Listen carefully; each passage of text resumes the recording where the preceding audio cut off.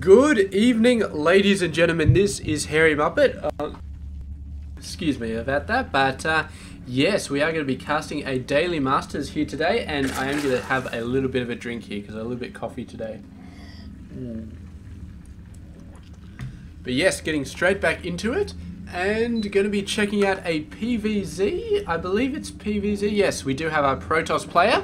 It is SOS down the bottom right side of the map, and he is, of course, from South Korea, plays for the Jin Air Green Wings team, and a extremely awesome player.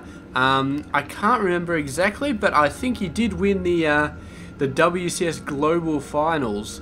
Off the top of my, yes, he did the WCS Global Finals for 2013. He was the winner, so extremely capable Protoss player. And his opponent up the top right side of the map is, of course, going to be GosWser. We have it. GosWser, man. GosWser. However you say that name, I have no idea, but he is, of course, an awesome Zerg player, and he's already having a bash with SOS right here, who are probably going to be trying to do the good old hatchery block. And GosWser's just like, screw you, man. I'm just going to build on the third base. I really don't give a shit. And that is going to be beautiful play right there. So yes, the Overlord coming up, going to be spotting the very fast expansion from SOS. Going to forge straight into a Nexus. Really beautiful stuff there. And yeah, I mean, GosWser's definitely going to have to go for a fast third to sort of play with that very fast Nexus. And did I actually talk about GosWser? I don't think I did, but he is from the United States and he plays for the Millennium team, and that makes him very awesome. I don't know why these icons are on top of the actual... They're on top of everything, even the Overlord. If the Overlord's up in the air, that seems a bit weird, but I guess they weren't designed by Blizzard. They were designed by somebody else just to be on top, so of course it's not going to fully integrate. That drone, man, just waiting for the minerals to come up, and denied by that probe. That probe is an absolute boss right there, but two Lings coming back should be able to take it out very fast. I don't think... Oh, just managed to get a pylon out. I don't think the pylon is in the way. I don't know, maybe it is. Maybe it is. So, yeah, I think maybe it's just like a little bit there. Is he going to get the cancel off? Yes, beautiful cancel there. So SOS with some very top-notch gameplay so far. Game's only been going for 4.5 minutes, but so far we've seen great probe control from him. We've seen great cancellation timing from him. He is definitely on top of his game in this game so far. Of course, the mid-game, everything starts getting a lot more complicated, and we'll see if he can keep it up, but my guess would be yes, that SOS is definitely going to be a very hard to beat, and may even be the favorite in this game. I can't say that for sure, but given his past performance, I mean, GosWser, he's good. He's a Masters level, pro level player right up the top, but SOS, I mean, winning the WCS Grand Final last year really puts him in another category. The category where you put players like Tasia, Innovation, Jadong, the best of the best. And SOS, maybe we can think about him in that category. Whereas GosWser, he's the best. But is he the best of the best? That's another question. And it's one that I'm not sure we can really answer in the affirmative for him, because he's been doing a lot of good stuff, but I mean, he hasn't been at that level, like winning all the major tournaments and stuff like that. That's the level I'm talking about. Winning, coming second in all of the major tournaments. That's a whole nother level, and that is something that SOS has definitely achieved. So GosWser, and I'm talking SOS up quite a bit, but GosWser, I mean, he's been holding on. He's been doing a very good job so far.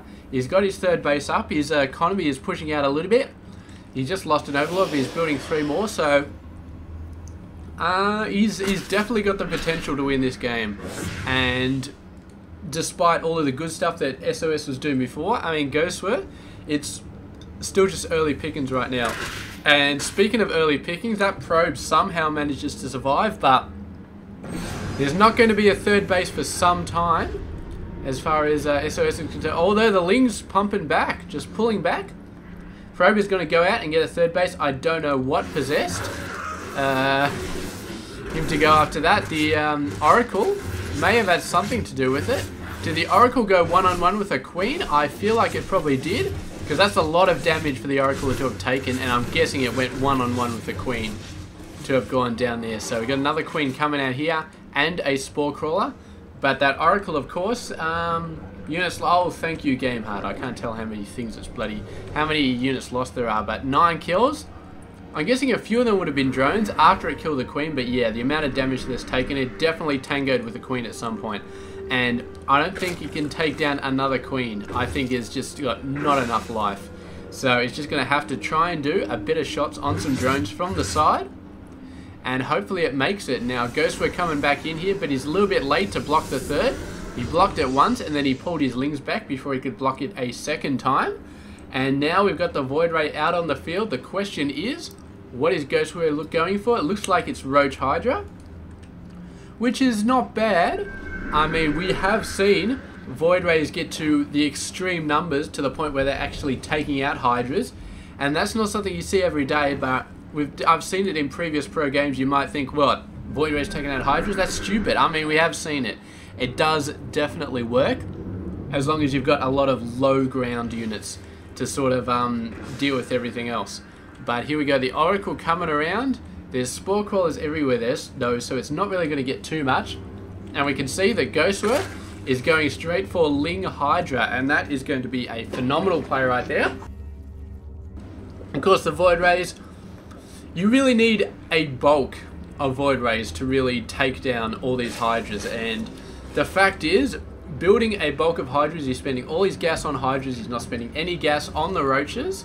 So that means he's going to have a much higher amount of Hydras than he would previously if he's just going for straight Roach Hydra. We are going to see some Roaches out there, but I feel like Hydras, maybe just for now, are going to be a focus for him.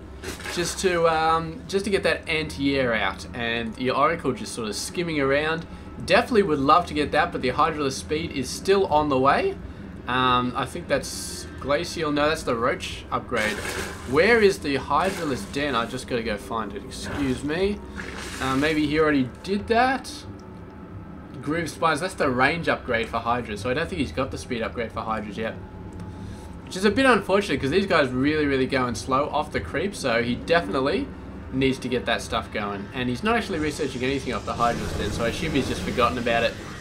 But regardless, the Hydra's coming out.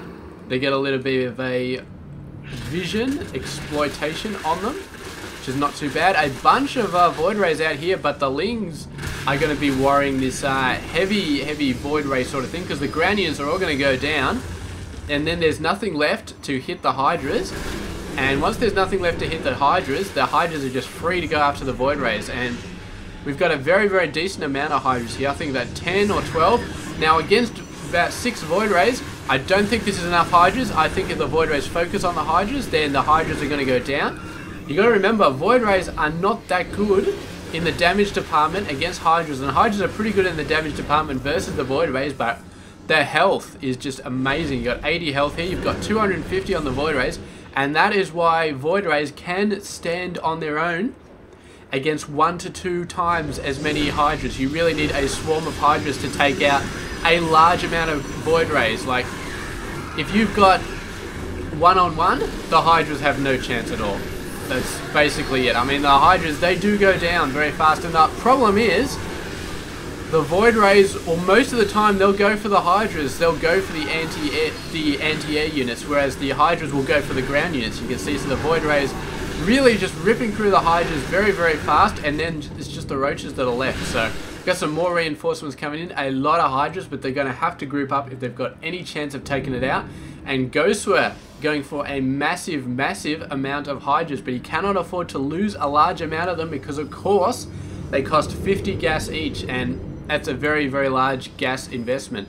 Void Rays cost 150 gas each, but at this point, a Void Ray is potentially worth 3 Hydras. I mean, given that last engagement, he didn't lose a single Void Ray. He killed 10 Hydras, along with a smattering of Roaches, lost some miscellaneous ground forces, may have been a couple of Archons, but mainly Zealots. So in terms of the gas losses, I think that, yeah, GosWser definitely not in a good position right now. But he is going to go for the side thing. He may get flanked here. Does he have enough Hydras? That depends. Are the Archons, are the Storms going to get stuck into the Hydras? If they do, it's all over. This is a very, very decent amount of Hydras. I think they could do quite well against the Void Rays, but when you factor in Archons, when you factor in Storms, that's when the Hydras start to crumble, and the High Templars really going for it right here. Boom, one Storm catches about 5 of them going down. Thinking about another Storm, but GosWser is trying to do a nice little split there. Unfortunately, he hasn't got any good places to really go up here. It's all high ground attacks, and SOS just needs to cover this middle stretch right here. Getting another Storm very nicely dodged by GosWser, but his Roaches up the front are paying the price for the Hydras dodging out of that Storm. And now he's going to try and push back, but again up the high ground with the threat of Storms, he has to keep running away. He cannot afford to just push forward and just go for it, because the Storms will absolutely tear him apart. And here we go. He's going to try and have a go at the Void Rays, but the Hydra numbers just going down so fast. It's amazing how quickly the Void Rays just take out the Hydras. It really, to be honest, I'm not sure I believe it, because Hydras are supposed to be a really good counter versus the... Void Rays are supposed to be... Hydras are supposed to be a very good counter to the Void Rays, but the Void Rays, this is the second game I've seen Hydras face off against Void Rays, and I keep expecting the Hydras to just straight up counter them, but no, it doesn't happen. And the Void Rays, they just gang up. It takes a gang of Void Rays to really make it work, but they're low damage. It does the job against Hydras, because the Hydras just don't have what it takes in the health department.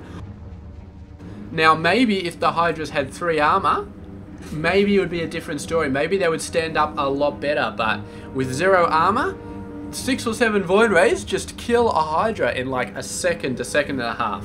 And Hydras, you cannot afford to lose them that fast. Yeah, I don't know. He's just, we can see that Ghost was going for a different tactic. He's going for a lot more Roaches here. He's hoping, my guess would be he's hoping to, the Roaches would actually fully block off the ground attacks and maybe keep the Void Rays busy. And when that's the case, the Hydras can focus on the Void Rays without any interference, and hopefully without the Void Rays actually attacking their Hydras, shelling them down nice and quick. We'll see if it turns out like that. I don't know. He's got to be wary of Storms once again. There are a few High Templars in this army. There's a lot of Zealots, but this is a very large Roach army, so hopefully they can deal with the Zealots. However, it's almost certain that by the time the Hydras take out the Void Rays, that all of the Roaches will be dead, because they're pretty tough. But you got Archons, you got Storms, you got the Void Rays, which are Roach killers if there ever were any. Overcharge them, boom, the Roaches just all get shredded. And I just don't know, man. This Void Rays thing against Hydras is starting to look like Roach Hydra is not a good tactic against Protoss, because you just don't... Roach Hydra, the Roaches soak up the damage. The Hydras do shred everything. Basically, the Hydra's supposed to be so good that they just start shredding everything, but we're not seeing that here. Maybe it's the range or something like that. They got pretty good range, but I guess they just get taken up with the ground forces. They target the ground forces before the air, and if you target the air, it's very, very dangerous, because what you do is you single target the air starts retreating, the Hydras follow them, and then your Hydras are past the Roach line. They're way open to attack. You want to keep them in the back, and if you single target, actually attack something, then it's going to follow it. And with Void Rays, they got so much health, they got plenty of time to micro them, to kite them out of harm's way, and then the Hydras just get sucked in, and they cannot stay in the front lines for a very long time. Their health is abysmal. So it's a very, very dangerous game to play with Hydras like that, to try and take out air units. They're great versus a flank or a counter or something like that, unless it's like a Storm flank. But if the Void Rays start flanking, yeah, boom, beautiful, takes them out, no other target. But yeah, the back lines, it's just, I don't know if the Roach followed by Hydra play is really all that powerful anymore. Just for those reasons, especially when you got Void Rays thrown into the mix. And here we go. We do have some Infestors, potentially some Neural Parasite. I don't know if he's got that research. No. So probably just going to be Fungal and Infested Terrans, which can be very effective versus Void Rays. Of course, you're stopping the Void Rays from jerking out of there, so sort of pulling the Hydras in with the fungal growth. But is it just too late here? I feel like SOS is completely in control. He's got everything he needs. Look at these beautiful storms on the high ground. Absolutely fantastic. The rest of the army coming down here, but there's just not enough to really make anything happen. And I haven't even started talking. Oh, here we go. Beautiful fungals here from GosWser. But from somewhere, SOS has been building a massive Phoenix army. They're lifting up all the Hydras. And SOS just takes it out there. And I missed half of the game because I was too busy talking about the dynamics of Roach Hydra. But that Zealot harassment from SOS was phenomenal, man. Absolutely phenomenal. Took out a lot of workers, took out a lot of bases. Boom, boom, boom, boom, boom. And once again, I said it previous games, and I will say it again. When you get bases this spread out, you have to have creep spread. Okay, there's no ifs, ands, buts about it. You have to have creep spread because you cannot defend that widely without the creep. You can get 2, 3-pronged attacks going at you. You're not a Protoss. You can't warp in 20 gazillion Zealots at a single pylon at any base you want. You have to lug your army over there. And you can't build units anyway, because Zerg units, they take quite a while to come out. You start building them and boom, they take a while. And if the whole army is there, no way, it's not going to help. It's not going to happen. So you need the creep, you need your army to get over there. And without the creep, especially with Roach Hydra, I mean, Mutaling, the mutas are in air and they're pretty fast, so they can get there relatively iffy quick. And Lings, of course, are like little bullets, man, that can fly everywhere. So, yeah. But Roach Hydra, they're so slow normally. And, I mean, I think we got Hydraless speed. Yeah, I'm pretty sure that's Hydraless speed right there. But, yeah. Creep is an absolute 100% must-have for Roach Hydra. If you do not have it, you are going to get 2 or 3-pronged attacks in every base. And your Roaches and Hydras, they'll be lucky to defend against one. Defending against more than one, impossible without creep. So anyway, this has been another victory by SOS. He's looking very, very strong in this game. Very, very good. And we're starting to see exactly why he won the WCS Grand Final last year. So anyway, that has been this Daily Masters. I hope you enjoyed it, and I will catch you guys tomorrow for another one. And oh, by the way, remember, Hairy Bash is coming up this Saturday, 12 PM, Australian Eastern Standard Time. It is going to be beautiful. If you haven't signed up already, then please do. It'll be fun. And even if you don't think you're that good, sign up anyway. It's a bit of fun. I've signed up to tournaments. It's always a bit of fun just to be in a tournament. I've never won a single round, but I've signed up for 2 tournaments, and yeah, it's fun. It's fun. At the very least, it's a rare opportunity to potentially play against somebody way above your level. So you can go up against somebody who's like a Masters level player, Grandmasters level player, play against them, get your ass handed to you, and then you can watch the replay yourself on your computer and check it out and actually analyze exactly what they're doing. A lot of fun. Alright, so anyway, that has been Daily Masters of the Day. We will do another one tomorrow. Stay tuned for that. This has been Hairy Muppet. I hope you enjoyed this game.